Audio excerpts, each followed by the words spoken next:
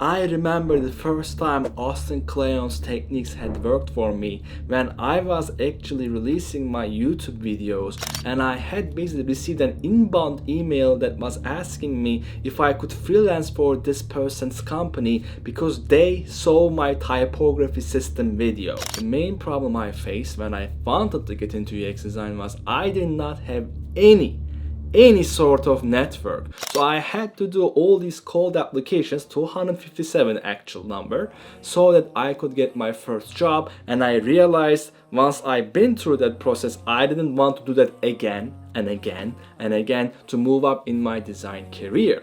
So I was thinking, how do I get people to come to me? And that is the exact problem Austin Kleon helped me and hopefully help you solve, so that we can get more design opportunities in our careers. Now, I had read this advice from Austin Kleon before, but I really took it to heart when I read it in an autobiography by Walter Isaacson about Albert Einstein's life. And one of the reasons Walter Isaacson found out that Einstein was so creative was because he had a close group of 3 to 4 friends in his early 20s that he would meet every week to discuss variety of ideas. Meaning some friend was from, let's say, a physics background, some other was a mathematics background, some other was a philosophy background, and they all read the books and shared their different points of view. And because they came from different backgrounds, the way they solved the world and the books and the ideas were so different,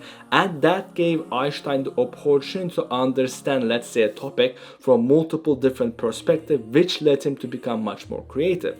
This is exactly the same type Austin Kleon gives.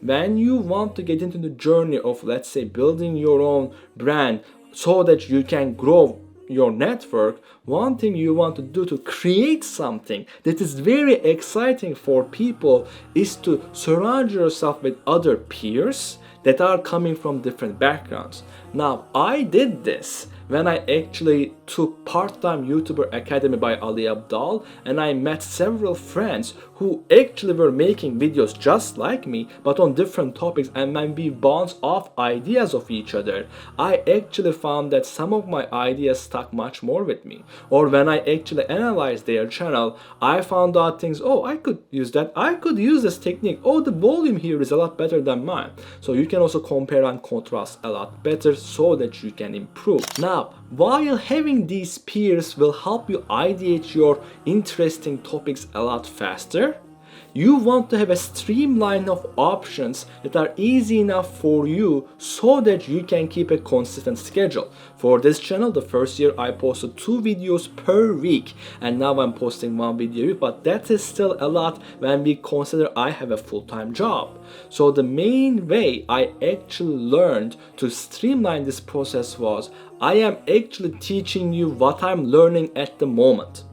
Now, this serves me 2 purposes. First, it is actually letting me create and come up with ideas a lot faster because I am sharing what I'm learning. Like if I shared with you a color video, it probably means that I've been practicing color that week. Now, this has a secondary benefit for me is when you are teaching something, you are also have to become very articulate in your process of how the technique came to be. If I am teaching you, let's say, a color technique like 60-30-10, where you basically, let's say, make a button and you want to darken it a bit and you want to reduce the saturation a bit, and then for its text you want it to just be darker if it's very light shade.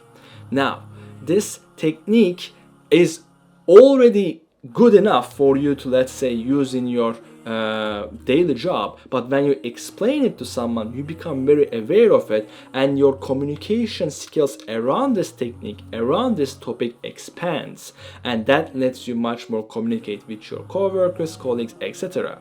So the secondary benefit mainly helps you also expand your current skill set implicitly so that you can get better in your craft faster. Now, the third idea Austin Kleon gave me was the idea of stock versus flow, and this really let me basically publish videos much more faster. Stock versus flow means that most of your ideas are going to be one bit, one byte kind of small idea that we call flow. They are streamlines, like technique of a color, let's say a typography technique or tip, picking non-serif, sans serif or serif font, etc. Now, once you actually publish these videos and you see a common interest, you can then silo those, let's say, videos, and then you can call this a stock and make a mega video, 30-minute video, 40-minute video, where you are actually sharing the best stuff that you accumulated, and that is your evergreen video. For me, this might be my, let's say, last year's tip of 2023, how to become a UX designer. That video was a culmination of techniques from at least 10, 12 videos, which is why it became one of my most popular videos. So this helps you a lot, especially so that you ease the pressure.